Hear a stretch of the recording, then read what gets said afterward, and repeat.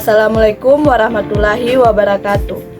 Perkenalkan, nama saya Suryani dengan NIM A24123019 dari Program Studi Pendidikan Fisika. Tujuan saya membuat video ini untuk memenuhi tugas UAS atau kuliah pendidikan kewarganegaraan. Di sini saya mengambil kasus pelanggaran lalu lintas di Kota Palu. Pengertian pelanggaran lalu lintas. Pelanggaran lalu lintas adalah tindakan yang tidak memenuhi aturan dan rambu-rambu di jalan, seperti tidak memakai helm, melawan arus, menerobos lampu merah, dan menggunakan handphone saat berkendara. Tindakan ini melanggar hukum, membahayakan keselamatan diri sendiri, dan mengganggu hak pengguna jalan lainnya. Adapun narasi, saya mengambil kasus pelanggaran lalu lintas di Kota Palu karena hampir setiap hari saya melihat pengendara tidak memakai helm, menerobos lampu merah, atau menggunakan ponsel saat berkendara, yang tidak hanya membahayakan diri sendiri, tetapi membahayakan orang lain. Setelah mempelajari materi PKN tentang hak dan kewajiban warga negara, saya memahami bahwa aturan lalu lintas dibuat untuk melindungi hak masyarakat atau keselamatan.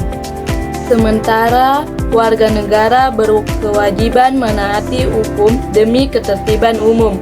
Ketika seorang melanggar aturan, ia bukan hanya melanggar hukum, tetapi juga mengabaikan kewajibannya dan mengganggu hak orang lain untuk selamat. Banyaknya pelanggaran di Kota Palu menunjukkan bahwa keseimbangan antara hak dan kewajiban belum berjalan dengan baik. Sehingga saya menyadari bahwa konsep dalam PKN benar-benar terlihat dalam kehidupan sehari-hari, termasuk melalui perilaku ketertiban berlalu lintas. Adapun penyebab pelanggaran lalu lintas di Kota Palu. Dari pengamatan saya, ada beberapa penyebab mengapa pelanggaran lalu lintas di Kota Palu masih sering terjadi. Banyak orang yang melanggar karena kurangnya kesadaran tentang keselamatan. Mereka merasa aturan itu tidak penting selama tidak ada polisi. Ada juga yang terburu-buru dan memilih jalan pintas seperti melawan arus. Selain itu, faktor kebiasaan lingkungan juga berpengaruh. Ketika melihat orang lain melanggar, banyak yang akhirnya ikut-ikutan. Sementara di sisi pendidikan kewarganegaraan, pemahaman tentang kewajiban warga negara juga masih kurang kuat. Adapun akibat pelanggaran lalu lintas di Kota Palu. Akibat dari pelanggaran lalu lintas ini cukup besar dan bisa dirasakan langsung. Kecelakaan menjadi sering terjadi dan banyak memakan korban. Kondisi jalan juga menjadi tidak tertib karena banyaknya pengendara mengabaikan aturan.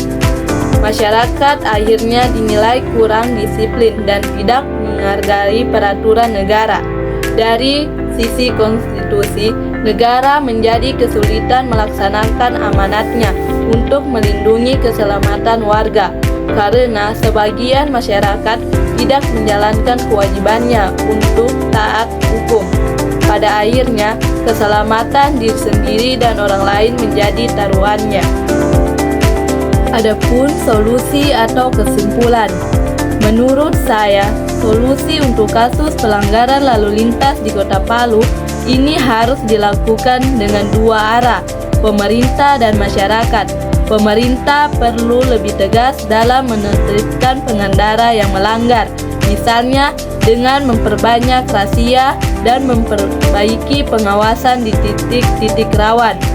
Edukasi tentang pentingnya tertib lalu lintas juga harus diperkuat, baik melalui sekolah, kampus, dan media sosial. Namun, solusi yang paling penting datang dari kesadaran setiap warga negara. Kita harus memahami bahwa mematuhi aturan lalu lintas bukan karena takut ditilang, tetapi karena itu bagian dari kewajiban kita sebagai warga negara yang diatur dalam konstitusi. Jika masyarakat Kota Palu lebih sadar dan mau berubah, maka keadaan jalan juga lebih aman dan tertib. Adapun harapan saya, masyarakat bisa lebih menghargai aturan lalu lintas sebagai bagian dari cara menjaga keselamatan. Saya berharap Kota Palu ke depannya bisa menjadi kota yang lebih disiplin, aman, dan warganya benar-benar menunjukkan sikap sebagai warga negara yang menghormati konstitusi. Sekian dari penjelasan saya. Wabillahi taufiq wal hidayah. Wassalamualaikum warahmatullahi wabarakatuh.